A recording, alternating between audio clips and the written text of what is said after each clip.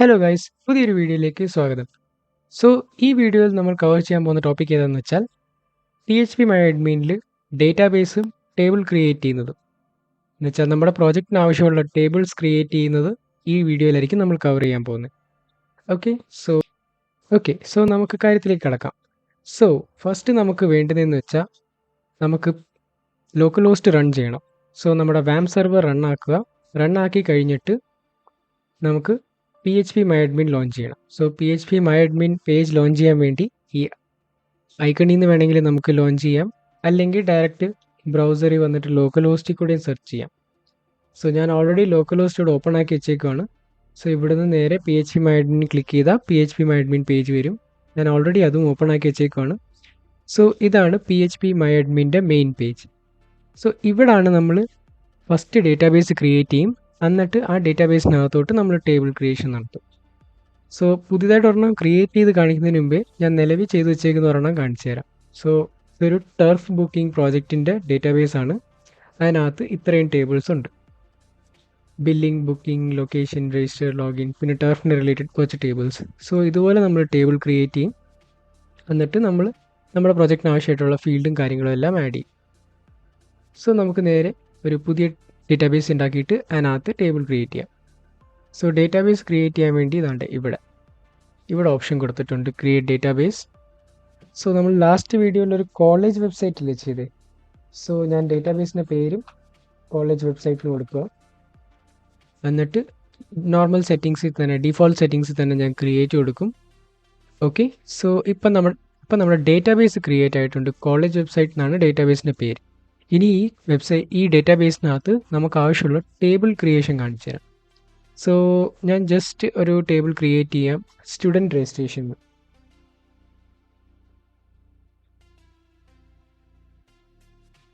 Okay, student underscore registration ആക്കാം four better readability. എന്നിട്ട് number of fields. So നിലവിൽ ഞാൻ നമ്പർ ഓഫ് ഫീൽഡ്സ് ഒരു 5 എടുക്കാം. ആദ്യമേ തന്നെ സ്റ്റുഡൻറ്റ് ID, പിന്നെ സ്റ്റുഡൻറ്റിൻ്റെ പേര്, email, phone number, address. Student I D ഒരു ഇൻഡായിട്ട് തന്നെ ഞാൻ കൺസിഡർ ചെയ്യാണ്. സോ അത് ഞാൻ ചേഞ്ച് ചെയ്യുന്നില്ല. ലെന്ത് ഒരു 10 കൊടുക്കാം. ലെന്ത് നമുക്ക് റിക്വയർമെൻറ്റ് അനുസരിച്ച് വേണം കൊടുക്കാൻ. ബട്ട് 10 ലെന്ത് കൊടുക്കുമ്പോഴത്തേക്ക് അപ് ടു 10 ഡിജിറ്റ്സ് വരെയുള്ള നമ്പേഴ്സിനകത്ത് അക്സെപ്റ്റ് ചെയ്യും. ഓക്കെ, പിന്നെ അടുത്തത് നെയിം ഒരു വാർക്കാരായിട്ട് ഞാൻ കൊടുക്കാം. ഇമെയിലും വാർക്കാരായിട്ട് കൊടുക്കാം. ഫോൺ നമ്പർ വാർക്കാരായിട്ടും കൊടുക്കാം, അല്ലെങ്കിൽ ബിഗിൻ്റെ ആയിട്ടും കൊടുക്കാം. ഞാനിപ്പോൾ എന്തായാലും വാർക്കാർ കൊടുക്കാം. പിന്നെ അഡ്രസ്സ് വാർക്കാരും കൊടുക്കാം, ടെക്സ്റ്റും കൊടുക്കും. സോ അത് ഞാനിപ്പോൾ ടെക്സ്റ്റ് കൊടുക്കാം. ടെക്സ്റ്റിന് നമുക്കിവിടെ സൈസ് കൊടുത്തില്ലെങ്കിലും കുഴപ്പമില്ല. വാർക്കാറിന് ഞാൻ എല്ലാത്തിനും ഒരു 100 ഇട്ട് കൊടുത്തേക്കാം. സോ ഇൻ കേസ് ഒരു വലിയ ഇമെയിലോ വലിയ പേരോ വരുവാണെങ്കിൽ ഇത് സുഖമായിട്ട് സ്റ്റോർ ചെയ്യാൻ പറ്റണം. ചെറിയൊരു 10 ക്യാരക്ടറൊക്കെ കൊടുത്തു കഴിഞ്ഞാൽ കുഴപ്പമെന്ന് വെച്ചാൽ ചിലപ്പം 10 ലെറ്റേഴ്സിനെക്കാട്ടി വലിയൊരു പേരാണെങ്കിൽ ഉണ്ടല്ലോ, 10 ലെറ്റേഴ്സ് മാത്രമേ സേവ് ആവത്തുള്ളൂ. 11th തൊട്ട് അങ്ങോട്ടുള്ള എല്ലാം മിസ്സായി പോകും, സ്റ്റോർ ആവത്തില്ല. ഓക്കെ, പിന്നെ നമ്മളൊരു ടേബിൾ ക്രിയേറ്റ് ചെയ്യുമ്പോൾ എപ്പോഴും ശ്രദ്ധിക്കേണ്ടത് നമുക്കൊരു പ്രൈമറി കീ വേണം. സോ ഇവിടെ നമ്മുടെ പ്രൈമറി കീ എന്ന് വെച്ചാൽ സ്റ്റുഡൻറ്റ് ID ആണ്. സ്റ്റുഡൻറ്റ് ID അല്ലെ നമുക്ക് റോൾ നമ്പർ വേണമെങ്കിലും കൺസിഡർ ചെയ്യാം. സോ പ്രൈമറി കീ സെറ്റ് ചെയ്യുന്നത് ഇൻഡെക്സ്. ഇവിടെ നിന്നാണ് നമ്മൾ പ്രൈമറി കീ സെറ്റ് ചെയ്യുന്നത്. പിന്നെ ഓട്ടോ ഇൻക്രിമെൻറ്റ് AI എന്ന് പറയുന്നത് ഓട്ടോ ഇൻക്രിമെൻ്റ് ആണ്. സോ നമ്മളൊരു പുതിയ ഡേറ്റ ഇൻസേർട്ട് ചെയ്യുകയാണെങ്കിൽ ഈ സ്റ്റുഡൻറ്റ് ID ഓട്ടോമാറ്റിക്കലി ഇൻക്രിമെൻറ്റ് ചെയ്യും. 1 2 3 4 അങ്ങനെ പോകും. അതിനുള്ളതാണ് ഓട്ടോ ഇൻക്രിമെൻറ്റ്. സോ നിലവിൽ ഇപ്പോൾ ഞാനത് കൊടുക്കുന്നില്ല. ഓക്കെ, സോ ഞാനിതിനി സേവ് ചെയ്യാം. ഓക്കെ, ഇപ്പോൾ എൻ്റെ സ്റ്റുഡൻറ്റ് രജിസ്ട്രേഷൻ എന്നുള്ള ടേബിൾ ഇവിടെ ക്രിയേറ്റ് ആയിട്ടുണ്ട്. ഇവിടെ എനിക്ക് കാണാം, അണ്ടർലൈൻ ചെയ്തിട്ടുണ്ട്. ഇതാണ് primary key, email, name, email, phone number, address. പിന്നെ ഇവിടെ തന്നെ നമുക്ക് കുറച്ച് സെറ്റിങ്സ് ഈ സൈഡ് ആക്ഷനകത്ത് തന്നിട്ടുണ്ട്. ഇത് നമുക്ക് എഡിറ്റ് ചെയ്യാൻ വേണ്ടിയുള്ള ടൂളാണ്. ഇൻ കേസ് നെയിം മാറ്റിയിട്ട് സ്റ്റുഡൻറ്റ് നെയിം എന്നാക്കണം, STD_name. അപ്പോൾ ഈ എഡിറ്റ് വെച്ചാണ് നമ്മൾ യൂസ് ചെയ്യുന്നത്. പിന്നെ ഇവിടെ സൈസ് കൂട്ടണം, ടൈപ്പ് മാറ്റണം. അതിനൊക്കെ നമുക്ക് ഈ എഡിറ്റ് ബട്ടൺ യൂസ് ചെയ്യാം. ലാസ്റ്റ് ഇവിടെ വന്നിട്ട് സേവ് ചെയ്യാം. ഓക്കെ, ഞാൻ നെയിം എന്നുള്ളത് സ്റ്റുഡൻറ്റ് നെയിം ആക്കി. പിന്നെ ഇത് ഈ ഫീൽഡ് ഡിലീറ്റ് ചെയ്യാൻ വേണ്ടിയുള്ളൊരു ക്രോസ് ആണ്. ഇത് പ്രൈമറി കീ സെറ്റ് ചെയ്യുന്നതാണ്. ഇവിടുന്ന് നമുക്ക് പ്രൈമറി കീ സെറ്റ് ചെയ്യാം. സോ ഞാൻ ഓൾറെഡി ഒരു സ്റ്റുഡൻറ്റ് ID എന്ന് പറഞ്ഞൊരു ഫീൽഡ് പ്രൈമറി കീ സെറ്റ് ചെയ്തുകൊണ്ട് ഞാൻ ഇനി ഒന്നും ടച്ച് ചെയ്യുന്നില്ല. ഓക്കെ, സോ ഈ എഡിറ്റ് ബട്ടൺ വെച്ച് നമുക്ക് ഇനി എഡിറ്റ് ചെയ്യാം, അങ്ങനെയൊക്കെ ചെയ്യാം.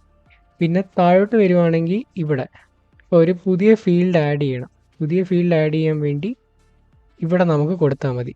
അറ്റ് ദ എൻഡ്, ടേബിളിൽ അവസാനം കൊടുക്കണമെങ്കിൽ ഇത്, സ്റ്റാർട്ടിങ്ങിൽ കൊടുക്കണമെങ്കിൽ ഇത്, ആഫ്റ്റർ കൊടുക്കുന്നതെന്ന് വെച്ചാൽ സ്റ്റുഡൻറ്റ് ID നെയിം. ഇപ്പം ഇമെയിൽ കഴിഞ്ഞിട്ട് അല്ല സ്റ്റുഡൻറ്റ് നെയിം കഴിഞ്ഞിട്ട് ഒരു ഫീൽഡ് ആഡ് ചെയ്യണമെന്നുണ്ടെങ്കിൽ അത് സെലക്ട് ചെയ്യുക, ഗോ ക്ലിക്ക് ചെയ്യുക.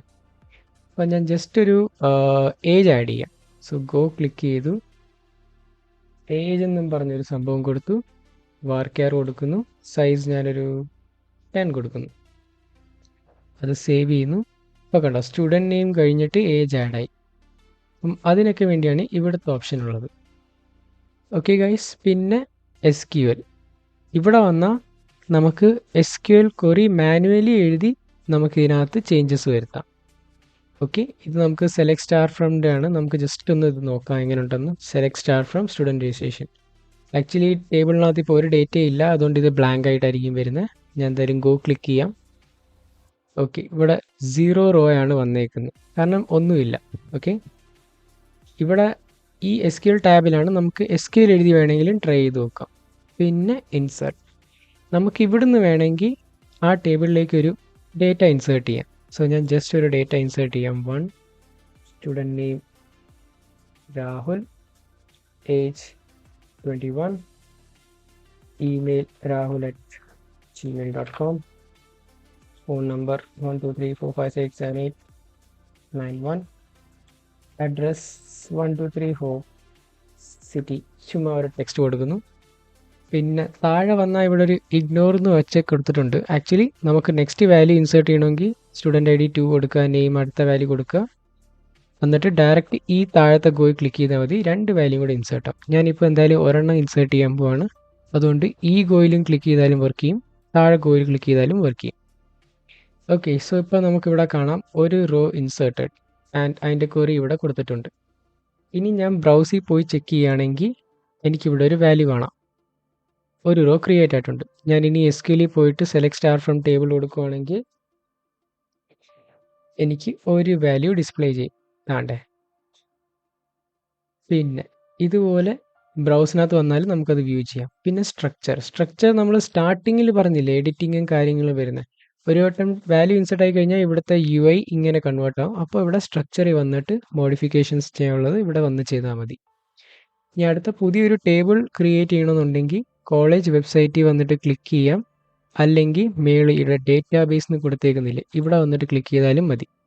എന്നിട്ട് ഇവിടെ സ്റ്റുഡൻറ്റ് നെയിം ടേബിൾ നെയിം കൊടുത്താൽ മതി. ഞാൻ അടുത്ത എന്താ കൊടുക്കുക, ജസ്റ്റ് നമുക്കൊരു ലോഗിൻ ടേബിൾ വേണമെങ്കിൽ കൊടുക്കാം.